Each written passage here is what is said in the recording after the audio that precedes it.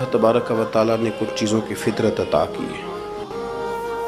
وہ کہیں اپنے آپ کو تکلیف میں محسوس کرتا ہے تو کہیں اپنے آپ کو آسانی میں محسوس کرتا ہے۔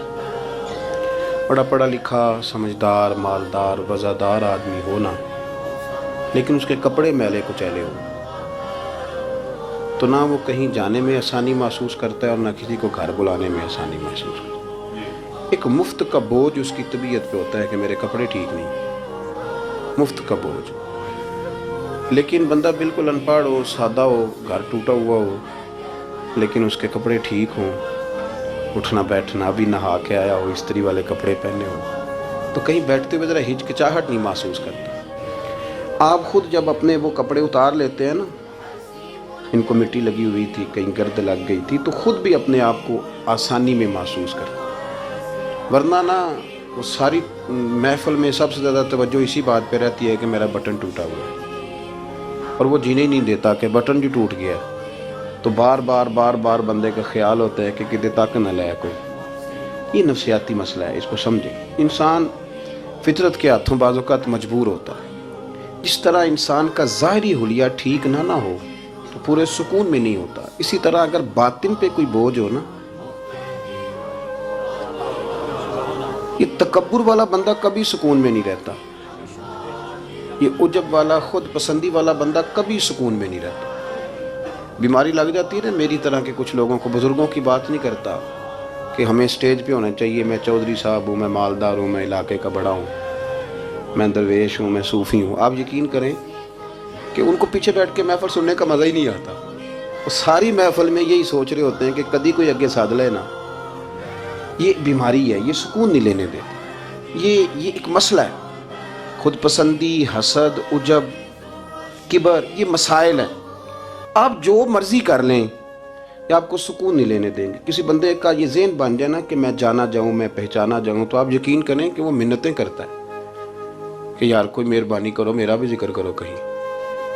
شیخ سعدی رحمۃ اللہ علیہ فرمایا کرتے تھے کہ لکڑی کو گھن اتنی تیزی سے نہیں کھاتی جتنی بڑے لوگوں کو خوشامد تیزی سے کھا جاتا ہے۔ ان کا بس نہیں چلتا، ورنہ 2 بندے رکھ لیں 8 گھنٹے کی ڈیوٹی پہ کہ میری تعریفیں کیا کرو، بس نہیں چلتا۔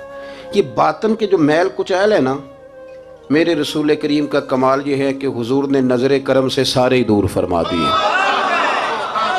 اور محبوب کے اپنوں نے جب نبی پاک سے دلیل مانگی نا کہ آپ اللہ کے نبی ہیں تو اس کی دلیل کیا ہے، اپنوں نے دلیل مانگی، قریش نے۔ اپنوں کو منوانا ذرا مشکل ہوتا ہے نا، بھئی اللہ کا قانون ہے، اس نے چراغ کے بالکل نیچے اندھیرا بنا دیا ہے، اس کا قانون ہے، کیا کیا جائے، نہیں مانتے۔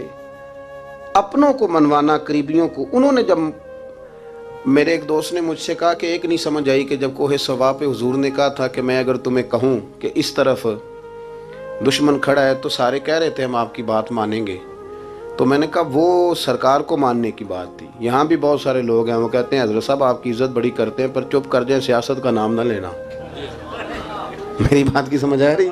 آپ کی عزت بڑی کرتے ہیں پر چپ کر جائیں، آپ نے یہ نہیں کہنا کہ سود نہ کھاؤ، بالکل آپ نے یہ نہیں کہنا کہ چودھری صاحب کے بچے کی شادی پہ بینڈ باجا نہیں ہونا، چونکہ ہم تو عزت کرتے ہیں۔ عزت کرنا اور ہوتا ہے اور بات ماننا، ان میں فرق ہوتا ہے نا جی۔ کچھ لوگ حیا کرتے ہیں پر بات، لیکن زیادہ خوشی اسی کی ہوتی ہے جو حیا بھی کرے اور بات بھی مانے۔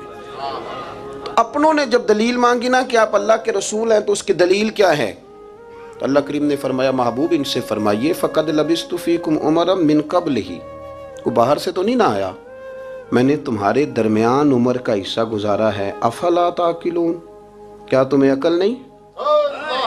میری طرح کا کوئی سچا ہے تو دکھاؤ، کوئی صادق اور امین ہے تو دکھاؤ۔ تمہارے بیچ نبی کریم کا نا اٹھنا بیٹھنا چلنا پھرنا یہ اس طرح کا تھا کہ کوئی چیز کسی پر بوجھ نہیں بنتی تھی، بلکہ جو دیکھتا جاتا تھا مدینے والے کا غلام بنتا جاتا تھا۔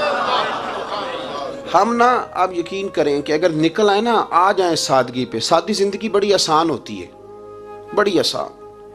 یہ جو بچے 4,500 روپیہ لگا کے بال کھڑے کراتے ہیں نا سر پہ، یہ پھر پریشان بھی رہتے ہیں کہ اتنے پیسے لگا دیے دیکھا کسی نے بھی نہیں۔